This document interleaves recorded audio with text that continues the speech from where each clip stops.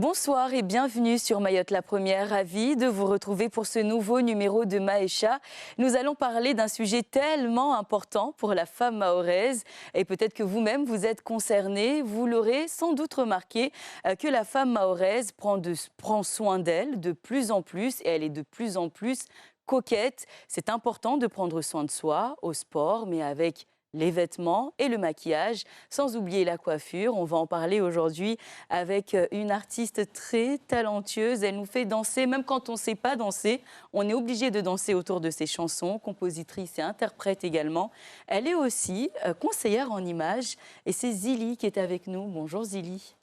Bonsoir, Comment ça va? ça va très bien. Et vous? Ça va très bien. Je suis contente de vous avoir sur ce sujet puisque j'aurais voulu aussi vous partager en deux, en même temps en tant que femme qui fait attention à son image, mais aussi en tant que conseillère en image. Peut-être que beaucoup de femmes aujourd'hui pourront noter quelques-unes quelques conseils aussi, j'espère en tout cas. Merci d'avoir répondu Merci à vous. à cette invitation. Vous êtes aussi avec Sarah. Sarah, donc gérante de Sarah M Cosmétiques. Vous êtes spécialisée dans la vente de produits cosmétiques, mais aussi dans la mise en beauté. Tout à fait. Bonsoir Yumna. Comment allez-vous? Très bien, merci. Pareil aussi quand on aura envie de se faire toute belle. J'espère en tout cas qu'on retiendra votre adresse et qu'on saura où vous trouver. Dites-nous d'abord, Zili, avant de parler de la beauté, avant de parler de ce moment où nous partageons seuls avec notre miroir et on va affronter ensuite le public, où en est-on avec cette histoire de Peta Dimba? Alors, le Peta Dimba est toujours là et d'actualité. Et il y a des choses intéressantes qui vont arriver concernant le Peta Dimba. Est-ce que, sincèrement, vous vous attendiez justement à voir les internautes qui reprennent et qui essayent aussi à leur manière? Et ça a fait un petit défi pendant quelques temps sur les réseaux sociaux. Nar Peta Dimba, c'est comme ça que c'était l'hashtag. Non, je n'étais pas du tout surprise parce que c'est tellement beau le Peta Dimba. Et puis, pour moi, j'ai toujours aimé ça et je me disais toujours un jour, je vais le porter. Et aussi le fait que certaines n'aient pas compris le choix du Peta Dimba, pourquoi, comment se fait-il que j'ai porté le Peta Dimba aussi, m'a permis et a permis à beaucoup de personnes de découvrir le Peta Dimba, le Peta Koufé. Et franchement, je suis très fière aujourd'hui. Que ça a suscité que beaucoup de personnes se sont posées plein de questions sur le Peta Dimba et ce qui a fait que d'autres, surtout la nouvelle génération, aient découvert le Peta Dimba. Et reparti renouer avec ce tissu qu'ont connu nos grands-parents. Bon, même si on aurait pu rester longtemps à parler de ça, mais nous, on a envie de savoir aussi plus concernant votre envie, votre enthousiasme à avoir à chaque fois de prendre soin de vous. Vous sortez, vous êtes tout le temps élégante, tout le temps apprêtée. D'où vous est venue cette envie, justement, j'allais dire de ne pas sortir en claquette, mais ce n'est pas parce qu'on est en claquette qu'on n'est pas élégante, mais toujours de faire attention à votre image? C'est venu d'où? Ça vient de qui? Alors à la base, ça vient déjà de moi, parce que je suis quelqu'un qui j'aime bien être bien, en assurance avec moi-même. Et je pense que ça vient aussi de ma mamie qui m'a élevée, qui était très coquette. Et donc du coup, c'est ce qui me permet, en tout cas, de me sentir prête à aller affronter le monde, parce que chaque femme a ses armes pour aller affronter le monde. Il y en a, c'est le pinceau, c'est le make-up, il y en a, c'est les cheveux, il y en a, c'est le salouva. En fait, chaque femme a sa manière de se préparer à aller affronter le monde. Mais moi, c'est le maquillage, c'est l'habillement, c'est les couleurs, c'est tout ça. Qu'est-ce qui se passe à ce moment-là? À quoi vous pensez quand vous êtes devant le miroir et que vous devez justement réfléchir à ce que vous allez porter? J'imagine que ce n'est pas du tout un moment de calvaire parce que beaucoup détestent ce moment. Qu'est-ce que je vais porter, etc. Vous, qu'est-ce que vous pensez à ce moment-là? Alors, en général, la veille, je suis déjà préparée psychologiquement en termes de couleurs, en fonction de là où je vais et tout ça. Et puis, ça va. Moi, je suis quelqu'un qui me connaît, je connais un peu ma morphologie, donc je sais à peu près ce qui me va et ce qui ne me va pas. Après, je suis une femme avec dans toute sa splendeur. Donc c'est toujours, même quand on a choisi, on revient toujours, ah, j'aurais pu plutôt mis ça, plutôt ça. Et donc voilà, je suis comme toutes les femmes, c'est compliqué au départ, mais puis après ça va tout seul. Dès que je me pose en face de mon miroir, mes matos, comme je les appelle, mes trousses, mes trousses, miroir, lumière, et hop, on y Et c'est va. parti. Et c'est parti. Et après, on sort de là, en tout cas moi, je sors de là rassurée, dès que je me trouve belle, parce que il est hors de question que je sors de mon miroir sans cette assurance que je suis belle et je suis prête.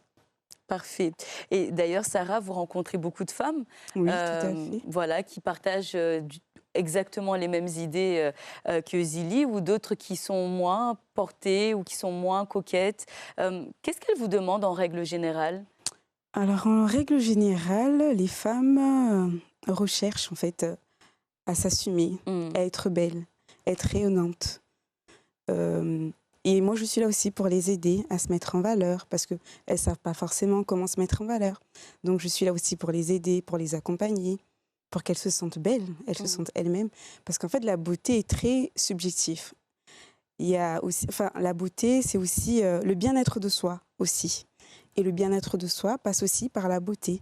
Voilà, on peut faire du sport et se sentir très belle. On peut se maquiller, se sentir très belle. On peut s'habiller, s'apprêter, se sentir très belle sans maquillage. Donc en fait, c'est très abstractif en fait la beauté. Et ça, c'est quelque chose que vous faites au quotidien, vous conseillez, en tout cas les femmes qui viennent vous voir. Et comment, depuis le temps, vous voyez justement cette évolution dans la tête des femmes? Est-ce que c'est quelque chose, vous pensez, qui est obligatoire lorsqu'elles viennent vous voir? Bon, j'ai pas le choix, mais bon, il faut que je me fasse jolie. Ou c'est quelque chose vraiment qu'on assume et on a envie et on se sent bien en le faisant? Non, ça vient d'elles-mêmes. Et d'ailleurs, les femmes maoraises n'ont pas peur de dépenser pour être belles. Elles savent dépenser, elles savent se faire plaisir. Et elles savent très bien que, par exemple, quand elles viennent chez moi, elles prennent une routine. C'est pour aller prendre soin de soi. Et pour pouvoir s'occuper de sa famille. Elles prennent une routine? Enfin, routine capillaire. D'accord. Voilà. D'accord. Ou bien même que ce soit maquillage, c'est vraiment pour prendre soin de soi d'abord et ensuite faire plaisir aux autres, en fait. Voilà, la beauté, c'est d'abord se faire plaisir soi et ensuite les autres, quoi. Je vais vous poser une question un petit peu fâcheuse tout à l'heure, mais on va d'abord donner la parole à celles et ceux qui se sont exprimés autour de cette question. Est-ce que la tenue est importante dans la vie d'une femme? On écoute. Moi, de préférence, je trouve que ce n'est pas obligatoire de le porter. Lazima uripindorde hale maana hale mtu kakotia kola mbasenda wadzibe mtu akopinda salva lahe na ikishali yahe apindi na nguo ya lazimu leo mpindi wa leo usuhodzaro homana mtu kaspinda. La tenue de la femme, c'est vraiment important dans la société parce que la femme, par exemple, elle est habillée d'une robe, du jupe, du pantalon. Ça tu vas, tu donnes sa phologie en valeur. Kola na bangwa kanchirile tsimpindire na mwana mtamtumama au mtumbole to andapine na mnile tsinzuzuri. Je pense qu'il est essentiel que la tenue traditionnelle de la femme dans la société est importante parce que, selon moi, c'est notre tradition, on ne peut pas le jeter comme ça. Mais c'est juste qu'il faut savoir s'adapter à quel moment on le porte et dans quel événement. On ne peut pas porter tenue traditionnelle, par exemple, pour aller au travail parfois. C'est une tenue où on peut porter pour peut-être valoriser le pays, mettre en valeur son pays, mais ce n'est pas une tenue obligation ou de le porter soit en société ou d'aller au boulot. La tenue de la femme, pour moi, c'est quelque chose de très important parce que c'est aussi une marque identitaire. Donc une femme mahoraise. Pinda mtumama yo ya mnyumso. Amisa mtumama mpindrio quoi. Lazima askau mbengelenzi. La tenue elle a toute son importance pour marquer cette marque identitaire et faire la différence par rapport aux tenues européennes. Voilà, vous avez vu, on a retenu beaucoup de choses, le collant, hors de question. Vous pensez quoi de cette histoire? Parce que la mamie, elle est revenue plusieurs fois, mais il faut laisser cette histoire de collant. Moi, j'ai juste envie de vous poser la question, est-ce que tout nous va, surtout toutes les deux, mesdames, mais en particulier Zili, puisque vous êtes conseillère en images. Est-ce qu'on peut tout porter? Oui, je pense qu'on peut tout porter. Toutes les femmes, peu importe la morphologie, on peut tout porter. Pourquoi je dis qu'on peut tout porter? Parce que chaque femme a sa morphologie. Et en fonction de sa morphologie, on peut pratiquement tout porter. Il faut juste connaître sa morphologie, savoir comment ajuster les styles, les couleurs et les coupes. Mais oui, il y a une possibilité de pouvoir tout porter. Vous avez dit tout à l'heure que vous choisissez vos tenues aussi par rapport au lieu, par rapport au moment. C'est aussi un message, c'est une forme de communication, la tenue que nous portons. Comment est-ce que vous vous dites, par exemple, bon, je vais à tel endroit, je vais éviter, par exemple, d'être trop en décolleté? Est-ce que je vais à tel endroit, au contraire, là, je vais être un petit peu plus sexiste? C'est ça ce que vous vous dites quand on se prépare ou... Alors, il y a aussi cet aspect, parce qu'effectivement, en fonction de là où on est, là où on est invité, il y a des vêtements qu'on ne peut pas forcément, il y a des couleurs qu'on ne peut pas forcément porter. Mais à Mayotte, une femme mahoraise, je pense qu'on a cette capacité de pouvoir être un peu... s'habiller d'une manière ou d'une autre, de la manière dont on veut. Mais nous avons cette problématique où, effectivement, en tant que femme, je pense que c'est même pas à Mayotte, mais il y a des lieux où on ne peut pas aller dénudé, on ne peut pas aller... Enfin, voilà, donc... je pense que c'est pour ça qu'on fait attention par rapport, et surtout par rapport à la femme que nous sommes, l'image qu'on renvoie, parce que comme la dame a dit tout à l'heure, le vêtement, c'est vraiment une marque identitaire. Et on communique énormément à travers la tenue. Donc effectivement, en fonction de comment vous êtes habillé, eh ben, on sera jugé, même si le jugement, une femme, à partir du moment où elle quitte sa maison, elle sait comment est-ce qu'elle va être jugée. Elle s'assure en tout cas de faire attention avant de partir. En parlant de vêtements, vous avez lancé plusieurs modes. Vous avez lancé, j'espère que je ne me trompe pas et que je vais fâcher personne, la ceinture autour du salouva, ça vient bien de vous. En tout cas, la première fois que je l'ai vu, ça venait de vous. Cette façon aussi de porter le châle, ça vient aussi de vous. Puis on l'a dit tout à l'heure, on reprend des tissus, on n'a pas forcément l'habitude de le voir sur nous. Eh ben, ça vient aussi de vous. Est-ce que ça ne met pas un peu la pression de se dire, mais... il faut que je sois dans cette idée à chaque fois de réinventer le style. Parce que les gens, ils vous attendent quand même. On se dit, mais c'est quand la prochaine mode de Zili? Non. Non, ça ne me met pas du tout la pression parce que ce n'est pas quelque chose que j'organise. Je ne me lève pas le matin où je me dis, aujourd'hui, je vais créer une mode. Non. Pour revenir à l'histoire de la ceinture, honnêtement...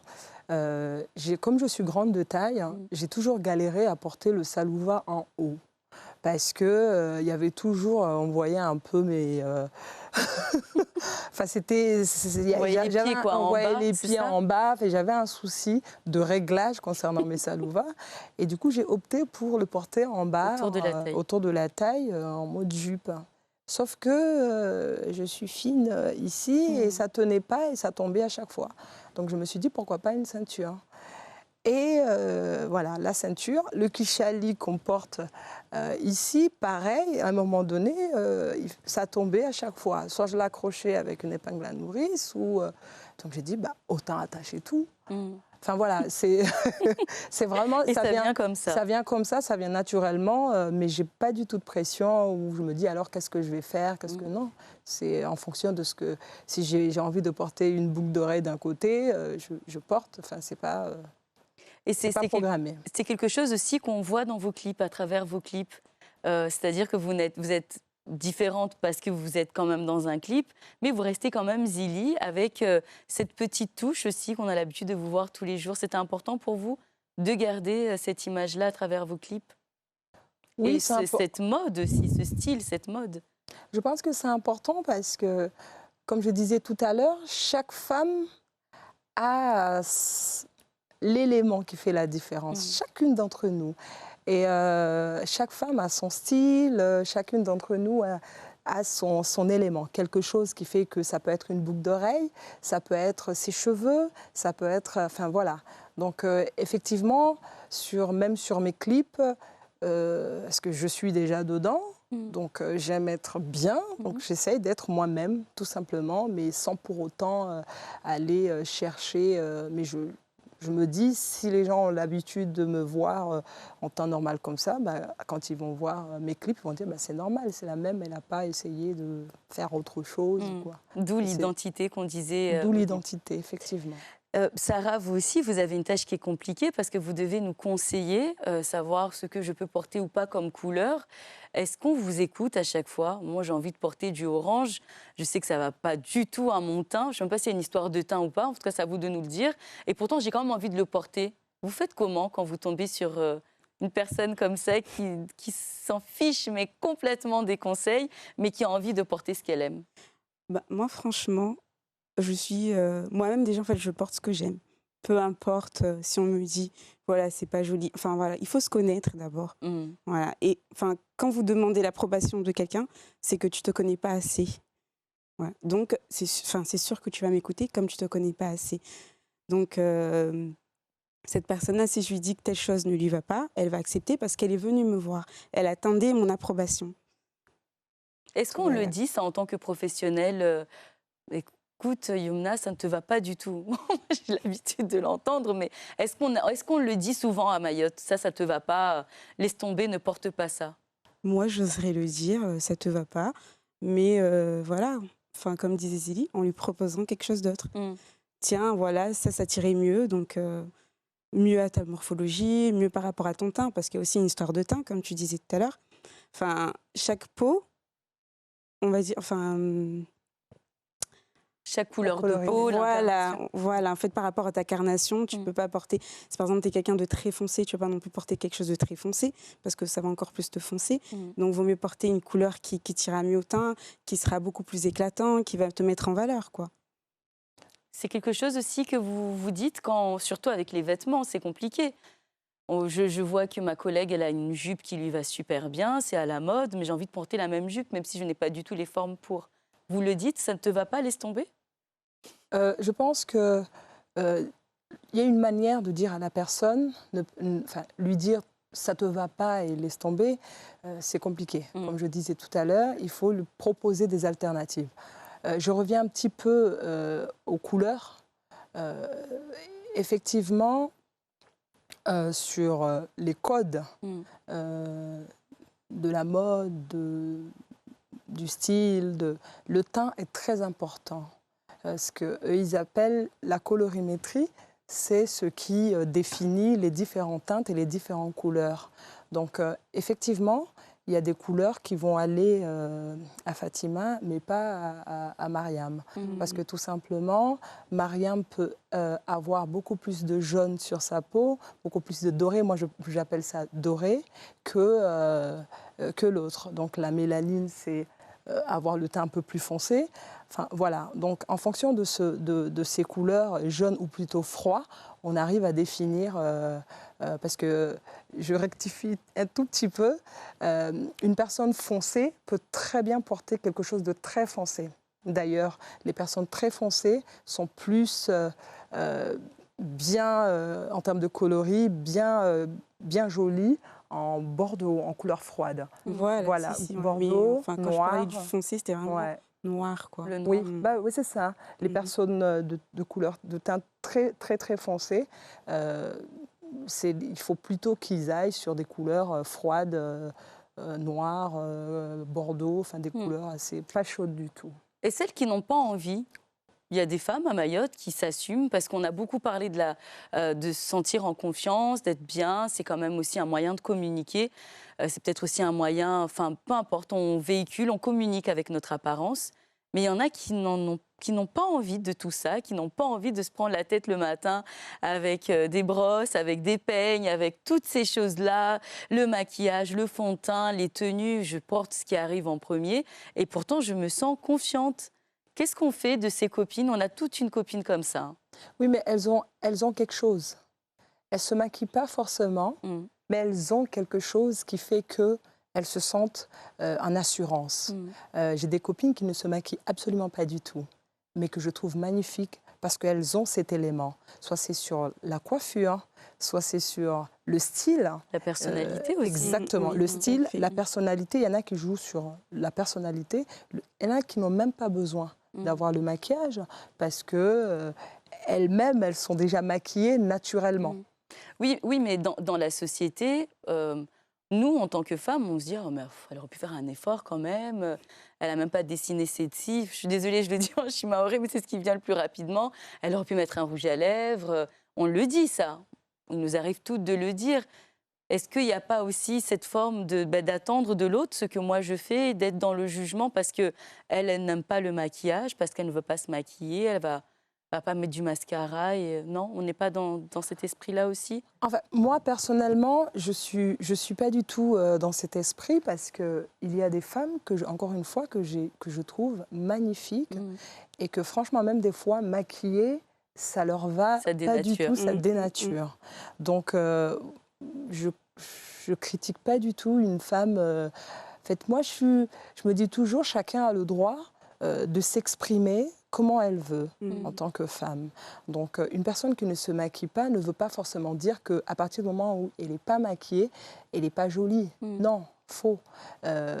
Comme je le disais, je le redis, chaque femme a ses armes. Et cette femme qui est naturelle, qui ne se maquille pas, qui a ses cheveux naturels, qui s'habille cool, eh ben, elle a quelque chose. Et d'ailleurs, souvent, même ce côté, justement, de fait qu'elle soit différente, qu'elle ne soit pas trop maquillée, ça nous intrigue. Bah, du coup, c'est sa manière aussi de s'exprimer et d'appeler aussi le regard. Exactement. Et tu peux aussi avoir certaines femmes qui ont l'habitude de se maquiller et le lendemain, elle n'a pas forcément envie de se maquiller ou de s'apprêter. Elle se laisse naturelle aussi. Hein. Et c'est très bien aussi, hein, de temps en temps, de lâcher prise, de se mettre à la cool, quoi. Et quelque chose aussi qu'on voit en parlant de mode, bon là on va changer un tout petit peu de sujet, ce sont nos mariés. On voit beaucoup de choses qui se passent sur Facebook, enfin sur les réseaux sociaux concernant les mariés. Est-ce que là aussi, un jour aussi important, on reste dans cette idée que tout vous va, peu importe ta couleur de peau, peu importe ce que tu as envie de porter, ça te va, ou on se permet quand même d'aller plus loin, parce que parfois on voit sincèrement des femmes qui sont maquillées, mais on a de la peine pour les marier, il faut le dire. On a de la peine pour les marier, elles sont beaucoup plus belles au naturel qu'après le maquillage. Qu'est-ce qui se passe à ce moment-là? Est-ce que c'est elles qui ne savaient pas justement ce qui allait? Est-ce que c'est la femme qui les a maquillées? Enfin, qu'est-ce qui s'est passé à ce moment-là quand on fait confiance à un professionnel et au final, c'est pire? Moi, je pense qu'en ce qui concerne le sujet de la femme, de la mariée, franchement, un conseil aux futurs mariés, mettez le paquet. Mettez le paquet parce que c'est le jour quoi, où en plus à Mayotte, le mariage, on a au moins 1200 personnes sur la salle. Donc mettez le paquet. Tester la maquilleuse avant le mariage. C'est quelque chose qu'on n'y pense pas. Très important. Mais normalement, ça doit se faire. Ça doit se faire, effectivement. Bon. Tester la maquilleuse, tester la coiffeuse avant le jour J. Et comme ça, vous êtes sûr qu'il n'y aurait pas... Exactement, il y aura pas de raté, mais mettez le paquet là, il n'est pas du tout question. Le mariage, il n'est pas du tout question, les filles, de dire « Ah, ça peut-être, non, il faut mettre les paquets, avoir au moins 3 robes de plus au cas où. » En tout cas, moi, c'est le conseil que je donne aux mariés. On fera une émission spéciale pour le mariage avant qu'on arrête, parce que c'est presque fini. Absolument, la femme mahoraise, elle est aussi représentée dans vos clips. Il y a un projet qui arrive. En quelques minutes, vous nous en parlez, s'il vous plaît. Amani, le titre, et Amani, qui représente la femme, la paix. Et effectivement, sur ce clip, la femme est vraiment mise en valeur. Cette femme fleur, cette femme battante, cette femme combattante, cette femme dynamique et cette femme dans toute sa complicité ou complexité, comment on dit ça? Complexité. Les deux, ça passe Les très deux. bien. C'est ça, exactement. La femme dans toute sa splendeur va être mise en valeur sur mon prochain clip. À découvrir, bien sûr, j'espère, sur Mayotte la Première. Je Et l'espère. partout, d'ailleurs. Merci l'espère. beaucoup, mesdames, d'avoir Marhaba. partagé ces petits moments avec nous. Un petit conseil beauté, juste avant de nous quitter, un petit conseil beauté. Ça serait lequel pour vous, Zili? Conseil beauté? Pour les femmes qui nous regardent. Indispensable. Indispensable. Waouh, mascara. Mascara. Et vous, Sarah? Alors moi, ça sera assumez-vous, soyez fiers de vous. Enfin, si vous vous C'est trouvez ça. belle, tout le monde vous trouve belle. Parfait. S'assumer. Bon, moi, heureusement que vous ne m'avez pas demandé, mais sinon, c'est l'anti-cerne. C'est super important. S'assumer et s'aimer. Mascara. Voilà. D'accord. Merci beaucoup, mesdames, d'avoir partagé ces conseils et ce petit moment avec nous sur la première. J'espère qu'on vous aura. Franchement, c'était super sympa de parler beauté dans cette émission. Et puis, Zili, on se dit à très vite. Et à vous également, Sarah, on sait où vous retrouver maintenant. Merci. Merci à vous. Et on salue tous les hommes qui ont dû supporter cette émission tout au long de cette soirée. On se dit à très vite sur Mayotte la Première et dans Maïcha.